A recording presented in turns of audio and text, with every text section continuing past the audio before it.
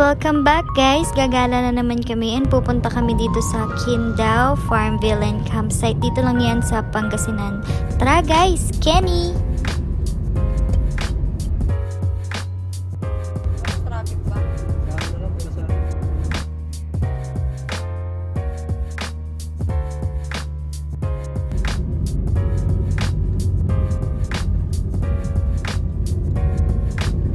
Our first stopover nga pala is dito sa gasoline station para magpagas muna.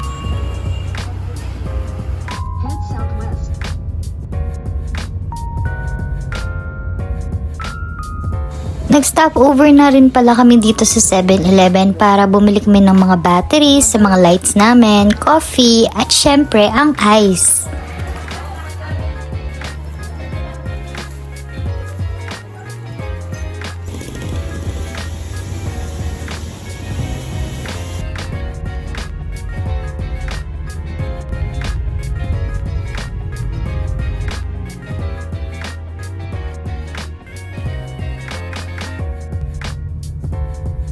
So, dahil mahaba ang biyahe, ayan, so medyo ini-enjoy lang namin yung mga views.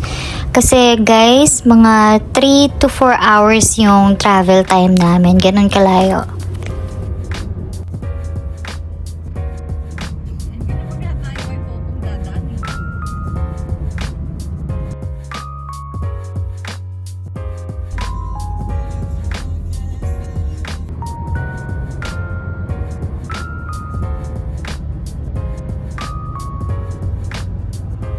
So yan guys, nasa Pangasinan na kami. So medyo malayo-layo pa pero malapit na din. Char.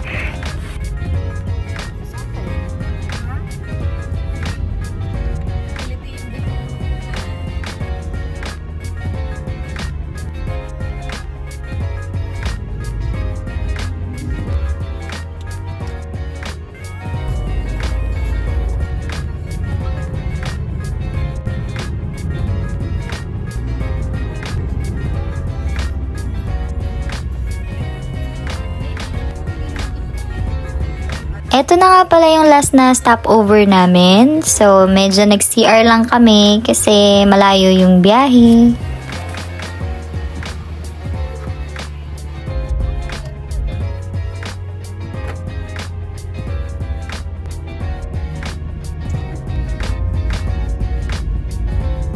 So yun guys, paakyat na kami ng bundok and grabe nakakahilo sa biyahe kasi 40 minutes yung zigzag na road na yan. So reminder lang na if mahihilo yun sa biyahe, uminom kayo ng Bonamine.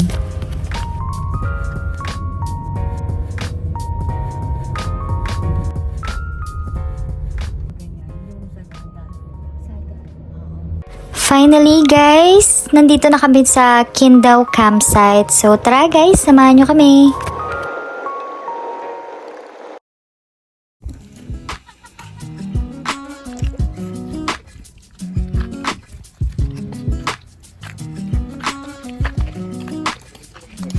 So nagbayad muna kami and guys, yan yung rates nila, pause nyo na lang.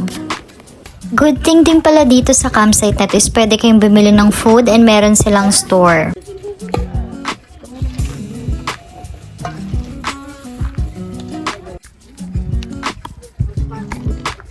So yun guys, naghahanap na kami ng spot dito. So tara!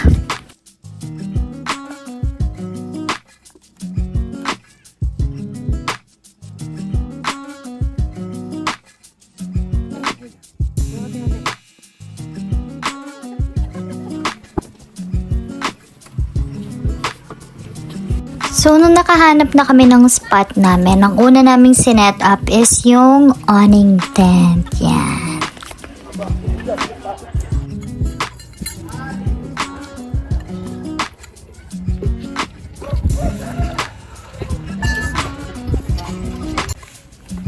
So yun guys, sayang lang kasi meron sanang mas magandang spot dun sa dulo na makikita mo yung 360 degrees na view ng mountain pero naunahan kami, so sayang.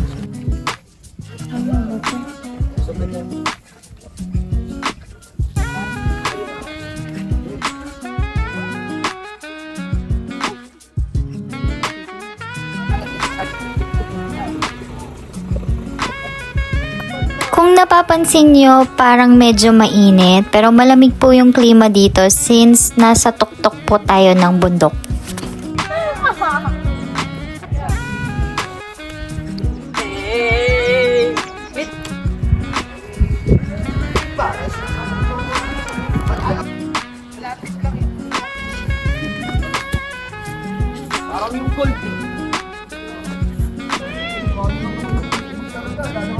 Good thing naman dito sa campsite na to is nakahiwalay yung mga gustong mag-car camping and also yung gusto lang na mag-tent pitching.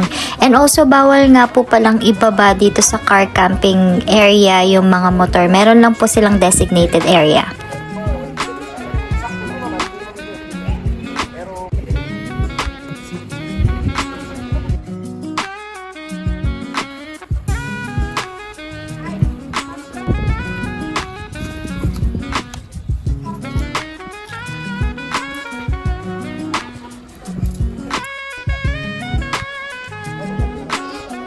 Natapos na namin i-set up yung awning. So, sineset up na namin yung tables and chairs, tsaka yung mga camping equipments namin.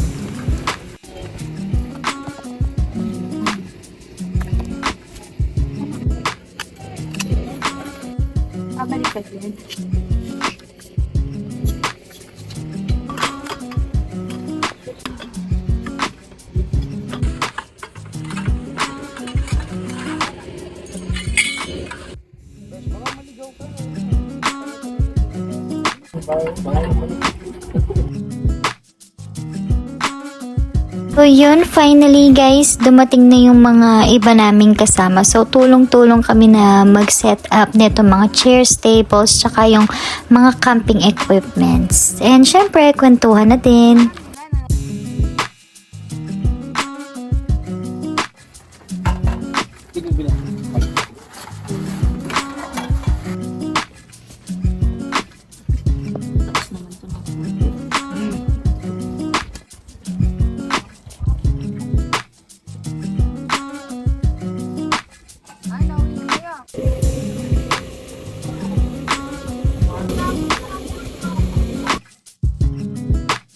Binabanap muna pa na namin yung mga iba naming mga gamit, like yung mga boxes namin na lalagyan ng mga lutuan, yung mga pangkain namin.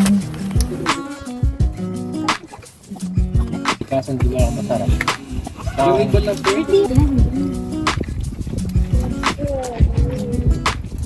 Ni-set up na pala muna namin yung aming camping rack. So, para meron kaming mga sabitan. So, yun naman guys, yung mga pangluto namin. So, medyo maliit lang, pero carry naman.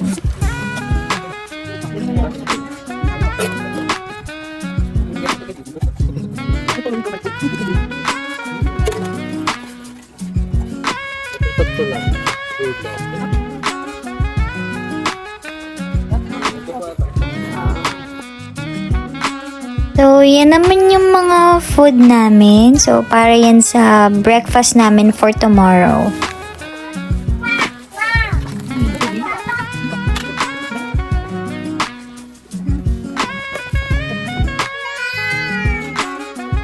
Nag-rent pala kami ng stove for 150 pesos. And yan naman yung sa tubig naman namin. Sinet up na rin namin.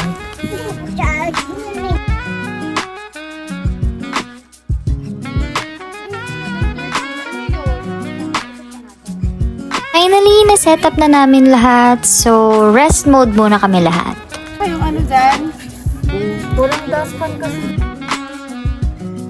So, ininit pa lang muna namin yung dala naming food dahil gutom na rin and late na. So, nag-igib muna kami ng tubig. And guys, may oras lang pala yung tubig dito. So, yan pala yung CR nila. So, medyo matarik lang. Kaya, ingat lang sa pagbaba. Wala.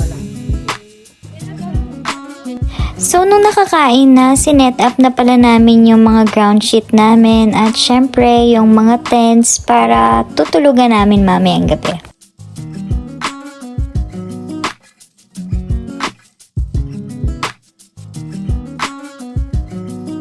Habang Habang sineset up naman namin yung mga tents namin, meron na ring ibang mga campers na nagsisidatingan.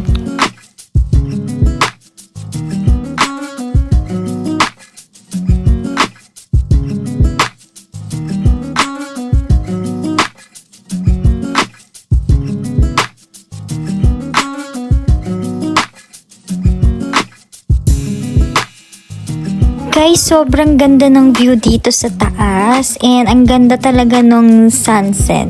Napaka-amazing.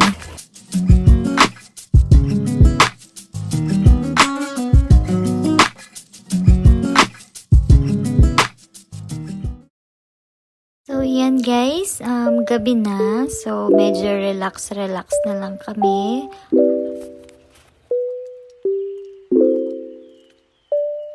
So, dahil dinner time na rin, nagpe-prepare na rin kami ng aming pagkain for dinner. And ang pagkain na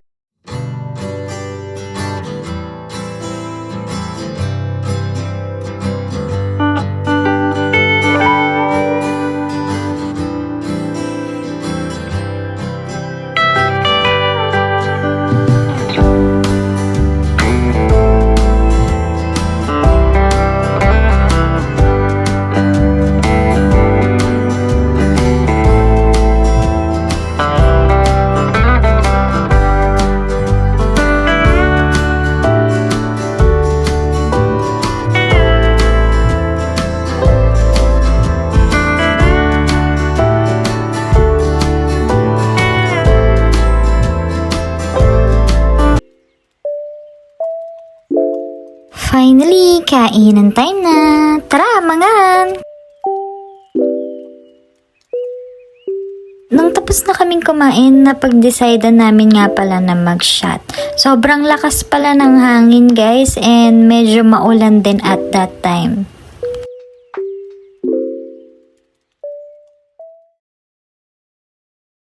Good morning guys! So yan, ine-enjoy muna namin ang morning breeze at syempre ang coffee at view.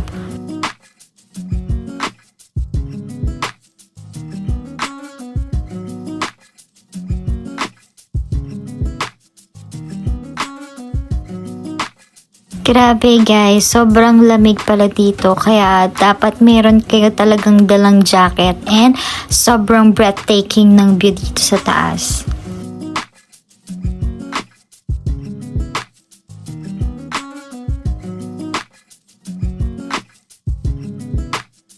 By the way, meron din pala sila ng mga cabin na pwede nyong i-rent. Yan.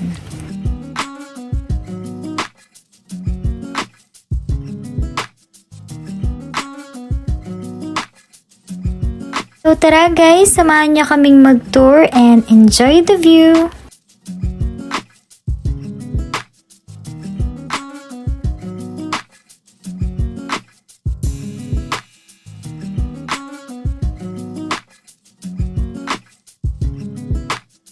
So yan guys, nire-ready na namin yung mga gamit namin pauwi.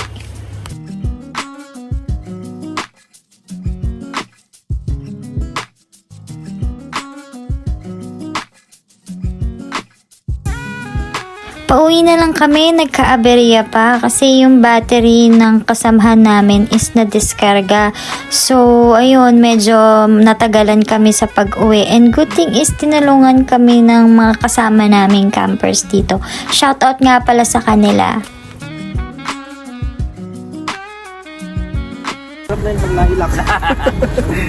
Thank you po.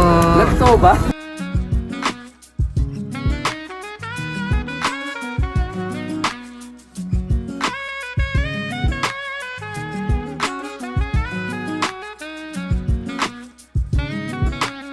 So yan guys, pauwi na nga pala kami pero bago kami umuwi, kumain muna kami dito sa Peter's Kainan. Sobrang ganda pala ng view dito and masarap din yung food.